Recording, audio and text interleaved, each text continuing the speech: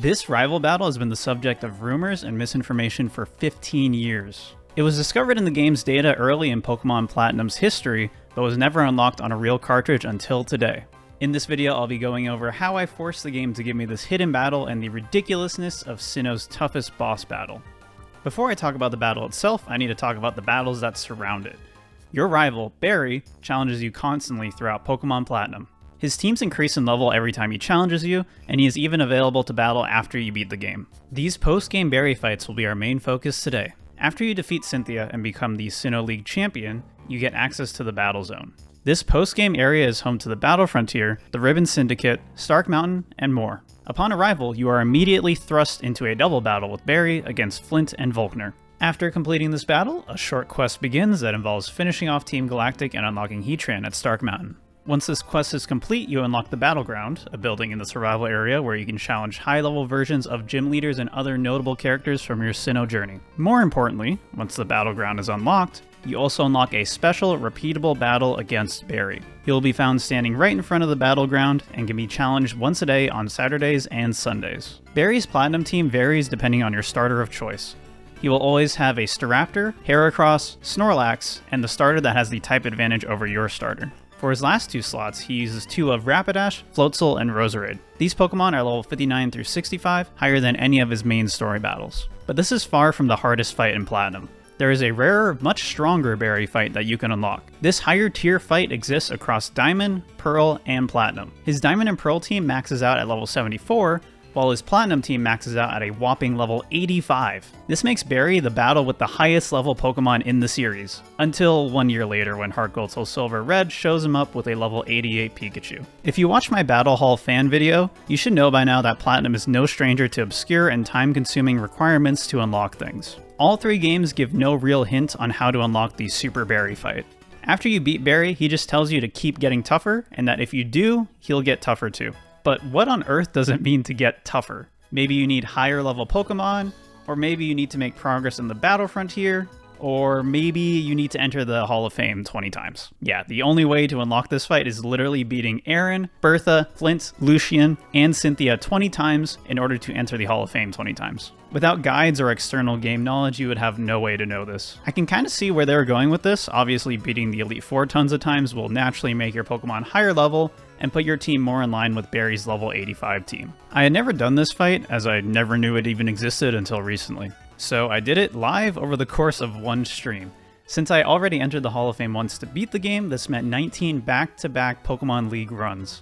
If you speedrun it like I did, you're looking at 8 hours of fights just to unlock this super boss, a much steeper requirement than previous games in the series.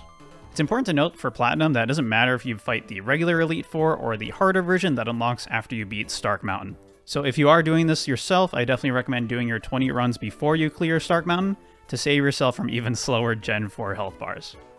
Now, the game's data actually contains one more set of rival battles, featuring his usual teams but with Pokemon ranging from level 68 to 75. This will place it as a sort of middle ground between his initial post-game fight and the harder level 85 fight. While the Pokemon are the same, the movesets are slightly different. Some movesets mirror the level 65 fight, while others mirror the level 85 fight. According to multiple Bulbapedia pages and online forums, the way to unlock this battle is with 10 Hall of Fame entries, half of the required 20 for the level 85 fight. So let's just do 10 Hall of Fame entries and oh, it's not here. In fact, no matter what your Hall of Fame entry count is, this fight will not unlock. I spent way too much time trying everything possible to see this Barry battle, following my normal research process, and nothing worked.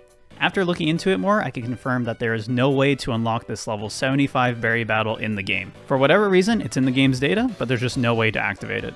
The battle even has specific dialogue that goes to waste. As a result, there has been no way to see this fight for yourself without hacking. I even checked if there was an action replay code I could use to trigger it, but no luck. This fight has remained inaccessible on a real cartridge for nearly 15 years. That is, until recently. Enter ACE, or Arbitrary Code Execution. For those not familiar, Arbitrary Code Execution is a type of exploit that allows you to execute custom code. ACE exploits or glitches are somewhat common in older games and exist in many older Pokemon games. In 2021, a group of glitch hunters figured out how to achieve ACE in Diamond and Pearl. In fact, one of the glitch hunters, Retire, helped me make a sick Ace demo for AGDQ 2024, where we showed off a custom event and even a custom Pokemon. In just this past year, Retire found a way to transfer Ace from Diamond or Pearl to Platinum. With Ace, we can easily trigger any battle we desire. So, I just had to set up Ace in Diamond and then transfer it to Platinum. Big kudos to Retire for writing up a lot of documentation and helping me through the process. I'm not going to get into how I set up Ace for everything that it entails, because this video would be 4 times longer and it's besides the point, but Retire actually has a fantastic video detailing Ace that I'll put in the description. The TLDR is I set up Ace on Diamond, then sent a glitched Wonder Card gift to Platinum that would activate Ace. Once it was set up, I was able to trigger the berry fights and finally see their dialogue on a real cartridge.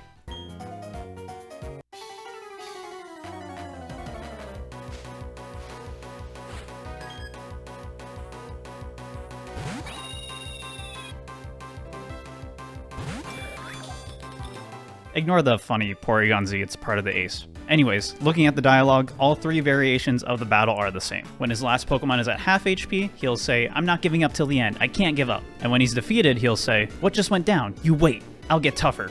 Hopefully I don't have to do any voice acting ever again for this channel. Anyways, the dialogue is different from what he says for the level 65 and 85 battles, but the message is basically the same. Interestingly, both the loss and low HP dialogue are exactly the same as the level 74 berry rematch in Diamond and Pearl. In fact, they occupy the same trainer IDs in the game's data. It's easy to think it's just leftover Diamond and Pearl data, but then why did they go through and update the teams slightly in Platinum by increasing their levels and updating movesets? My guess is that they were initially going to use this level 75 fight as the final berry fight, then later decided to give him a much harder level 85 team. Maybe they did keep the level 75 team as a potential intermediate step to soften the 20 level jump and forgot to implement it, or they just changed their minds and left the data in. Nonetheless, the battle clearly works and has dialogue unique to any other fight in the game. For all of this effort, Barry rewards me with a massive 7,500 Pokédollars. As far as I know, this is the only notable unimplemented fight in Pokemon Platinum's data, so I'm glad I was able to document it on an authentic cartridge and share this journey with all of you. Before I show the fight uncut, be sure to like and subscribe if you enjoyed the video. I can't stress how much I enjoy making videos on weird Pokemon things that have been bugging me for a while, so thank you so much for watching and I'll see you next time.